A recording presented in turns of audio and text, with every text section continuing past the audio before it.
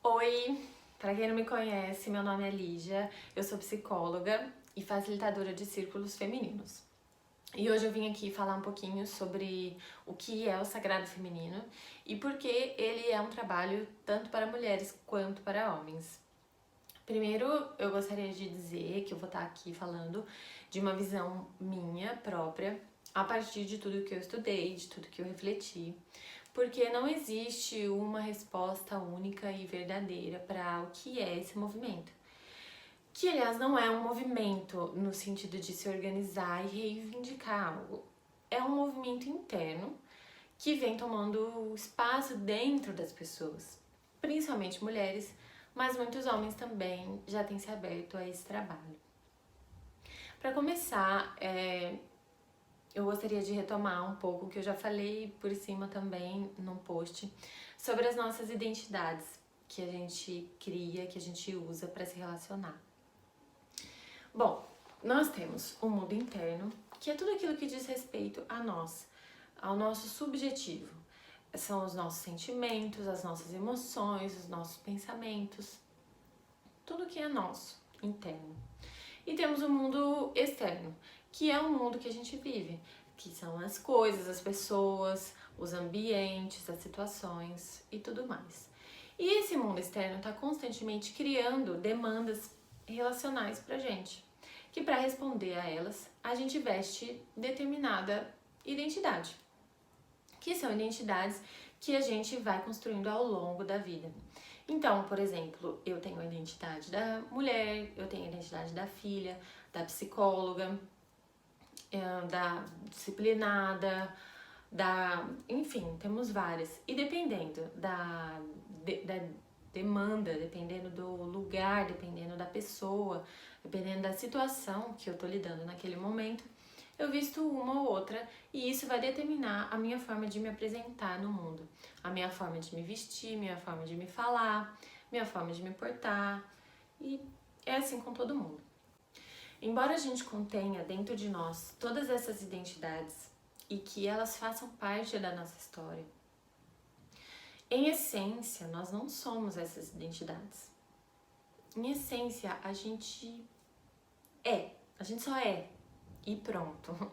É meio abstrato de falar sobre isso, entender sobre isso, mas, por exemplo, eu acho que todo mundo já teve algum momento de conexão com essa essência, ou pelo menos quase todo mundo. Por exemplo, quando você tá de frente a uma paisagem muito bonita, quando você tá no mar, ou quando de repente você experimenta uma sincronicidade da vida, sabe? Que você fala, eu tinha que estar aqui, nesse lugar, nessa hora. E nesse momento você experimenta, você se sente parte de algo maior, você se sente integrante e principalmente você se sente integrado. Nesse momento você não tá pensando assim, eu sou mulher, eu sou homem, eu sou psicóloga, eu sou arquiteta, eu sou isso, eu sou aquilo. Não, nesse momento você só é, você só se experimenta tal como você é. E você experimenta o mundo também tal como ele é. Você também não fica, você não olha para aquele mar e você pensa, o mar é azul, mas tinha que ser amarelo. Não, a sua mente também não fica procurando coisas. Você simplesmente experimenta você e as coisas como elas são. Essa é a nossa essência. Mas a gente não vive isso, a gente não vive essa conexão o tempo todo. Porque a gente vive aqui nesse mundo externo que está constantemente criando demandas, que a gente está constantemente vestindo identidades e nos afastando sempre desse núcleo, dessa essência. Isso quer dizer que essas identidades são ruins? Não. A gente precisa delas para viver no mundo externo. O problema é que a gente se identifica com elas a tal ponto de acreditar que nós somos essas identidades e não aquela sensação, aquela conexão, aquela integridade de que eu estava falando antes, né?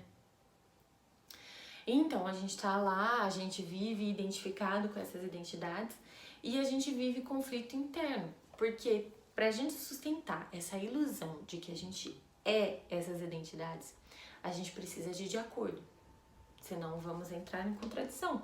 E o mundo exige da gente o quê? Coerência. Só que eu tenho uma identidade que deseja algo, que pensa algo, e eu tenho outra que muitas vezes é oposta, que pensa algo totalmente diferente. E assim, várias, cada um olhando em uma direção. Então eu vivo um conflito interno que eu não sei como eu vou me apresentar ao mundo como uma pessoa só. Então a gente acaba se apresentando como? De forma reativa. Então a gente acaba reagindo muito exageradamente a pequenos estímulos, a pequenos esbarrares no conflito do outro. Então, além desse conflito interno, a gente acaba experimentando também conflito externo, né? Conflitos nas nossas relações. Bom, mas a pessoa que conquistou, que está em conexão com essa essência, com esse núcleo, essa pessoa já se libertou dessas identidades. Não no sentido de que não tem mais, porque como eu disse, elas são necessárias, mas no sentido de que ela conquistou uma capacidade de transitar entre essas identidades, entre esses polos livremente, polarizando e despolarizando de acordo com a demanda relacional. Então, se você precisa vestir tal identidade da psicóloga, por exemplo, você veste, você se relaciona no mundo, você se expressa e volta ao centro. E assim, em todas as situações, em todos os momentos que você vai vestir determinada identidade e retornar ao centro. Da mesma forma, se eu precisar assumir o polo feminino, eu devo assumir e retornar ao meu centro, e também o polo masculino, seja homem ou seja mulher. Nós possuímos dentro de nós tanto o polo feminino quanto o polo masculino, todos nós. E é por isso que o sagrado feminino, o trabalho do sagrado feminino, se dá nessa liberação de travas, de preconceitos, de condicionamentos que a gente é submetido desde o momento que a gente nasce, que alguém já disse pra gente se é homem ou se é mulher. O sagrado feminino se dá nessa desidentificação com essas identidades, para a gente construir todo um novo sistema de crenças, de pensamento que sustente a consciência da nossa união. E eu tô falando aqui da nossa união interna, a consciência de que eu contenho em mim todas essas identidades, eu contenho em mim as diferentes polaridades, e essas polaridades estão em unidade dentro de mim. Então, o sagrado feminino não é sobre tornar-se feminina, é sobre reconquistar a capacidade de transitar entre esses polos livremente. É aceitar que eu contenho dentro de mim esses dois polos e se libertar dessa ideia de que é um ou outro. E se a gente experimenta essa integração, essa unidade, a gente sai daquele estado de conflito e a gente pode se compreender melhor, a gente pode compreender melhor o outro, a gente pode se relacionar melhor. Então eu acho que eu posso dizer com certeza, na verdade, que o trabalho do sagrado feminino é um trabalho em busca de um mundo que a gente vive em mais harmonia. O sagrado feminino não é para dividir, separar homens de mulheres, trabalhar só com as mulheres e endeusar as mulheres e caçar defeito nos homens, como muitos podem pensar. Não, pelo contrário, os aspectos do masculino já são muito valorizados e sim, eles têm muita importância, né? Que são os aspectos do masculino, são a conquista, a luta, a proteção. A gente sabe do valor deles. Mas é importante a gente também iluminar as potencialidades que o polo feminino pode trazer pra gente. E do quanto a cooperação, a coexistência desses dois polos pode ser uma fonte infinita de criatividade, de cura do mundo. Porque para viver nesse mundo que supervaloriza o masculino em detrimento do feminino, todos nós, seja homem ou seja mulher, temos que suprimir os aspectos do feminino em nós, que é justamente a abertura para o mundo, é o intuitivo, é a qualidade de presença, é o cuidado. Mas tudo isso é visto como fraqueza, como obstáculo para viver nesse mundo que a gente vive hoje de produção, né? Então todos nós temos que suprimir esse feminino em nós. E nisso a gente perde grande parte do nosso potencial. Da mesma forma, se eu ficar só no polo feminino, eu perco muito da minha capacidade de lutar, de conquistar, de realizar, de ir pra frente. Então, se fala em sagrado feminino, porque o masculino tá aí, pra todo mundo ver. Ele já é supervalorizado. Só que essa supervalorização, esse trabalho exaustivo num polo só, faz com que ele fique distorcido. Então, é natural que a gente tenha que trabalhar o polo oposto pra gente balancear e não pra elevar um e rebaixar o outro. Não, é pra gente balancear.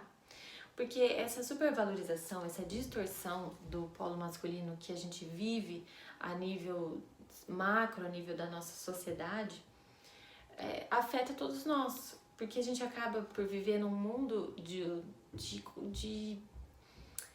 competição, de disputa, de exploração, né? É o masculino distorcido. Então a gente retornar, a gente integrar o feminino é a gente retornar à cooperação, a gente retornar à sabedoria intuitiva, ao cuidado, à conservação das coisas. No lugar dessa disputa, no lugar desse um querer ser melhor que o outro, de um querer sobressair sobre o outro. É a gente retornar à união. A união no lugar dessa separação que a gente vive de um, do outro e da gente mesmo, né? Esse é o trabalho do sagrado feminino, na minha visão. Bom, é isso. Eu já falei, assim, resumidamente, o que na minha visão é o trabalho do sagrado feminino. Esse é um assunto muito extenso e tem muita coisa para falar.